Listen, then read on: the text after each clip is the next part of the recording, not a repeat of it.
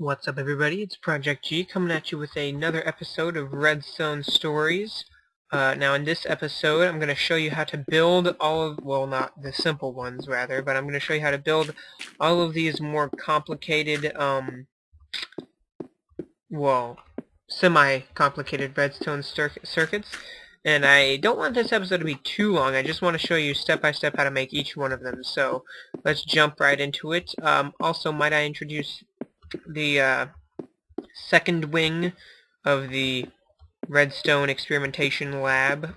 This one is for the much more complicated redstone circuits that are out there, because it's such a wide area that I need to have a big area to experiment with stuff. Now, just to show you guys what's coming, we have a 5 clock here, and here is the fastest possible clock in the game, I believe, a 4 clock, basically, but I'm not going to get into those right now.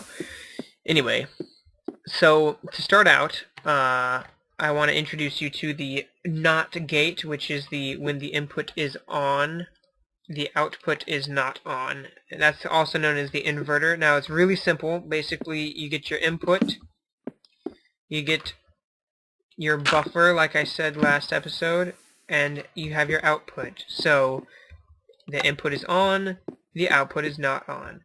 Very, very simple, your bread and butter circuit.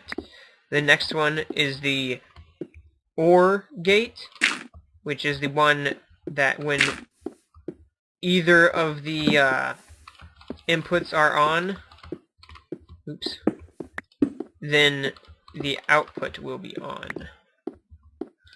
So, for example, it's not actually complete, but what I did was I put one block with a torch on the center of it, with this block right here, with the torch right there, redstone connecting it. Now, as soon as I turn one of these on, you'll see this torch light up. Here, let me bring some redstone around so you can see it. Ignore the fizzling, that's my redstone torches on my 4 clock burning out. Anyway, so whenever I turn one of these outputs on, one of these inputs on, it turns the output on. And basically, you would replicate that as shown. It requires 2 blocks, 1 redstone torch right on top of it. The next one is a redstone torch attached to the side with a redstone wire connecting the two. It's fairly simple as well. I don't really use it because generally if I wanted to open a door, I would have all of the inputs attached to the door. However, this brings up an interesting case, because what you can do is you can make multiple OR gates. Let me see if I can do this real quick. I didn't want to do too much extra stuff, but I just had this thought. Did that work? Yeah, okay. You could have multiple OR gates. For example, right here. No. Sorry. Alright.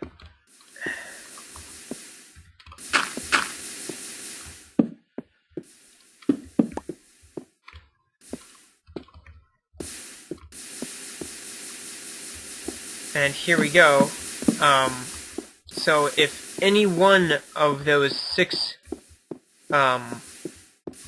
levers are pulled, then the output will be, it should be on. So this is kind of useful if you want to make something that is accessible to everyone, and you need a lot more inputs than just the 3 or 4.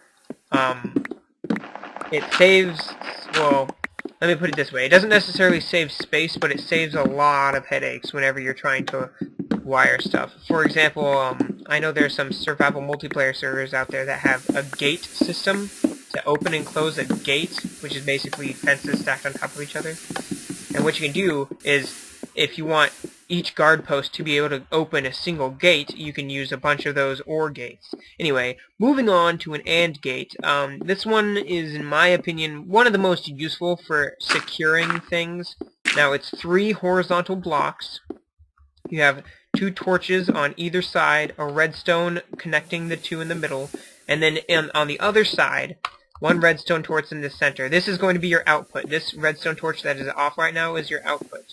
And then you just lead wires coming off of your 2 redstone torches, put your 2 inputs down, which in my case are levers, and you have to turn one on, both on, for the output to be on. So, in my opinion, very useful. You can use this in the form of booby traps, actually. It's kind of interesting.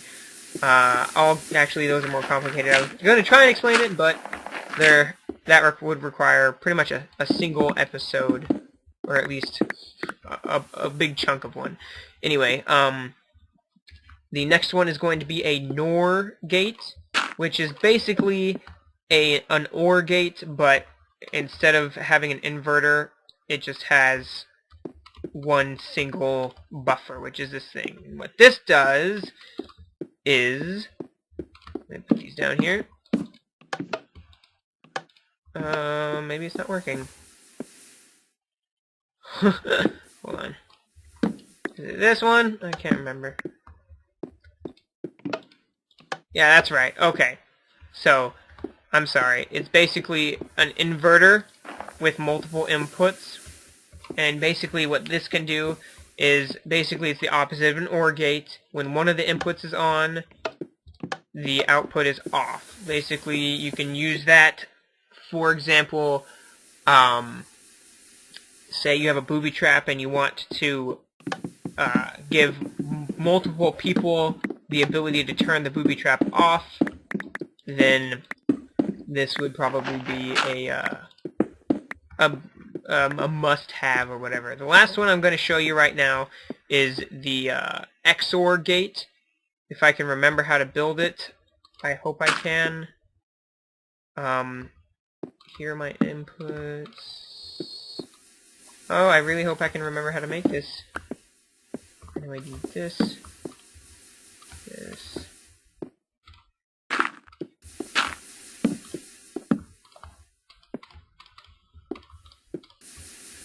Alright.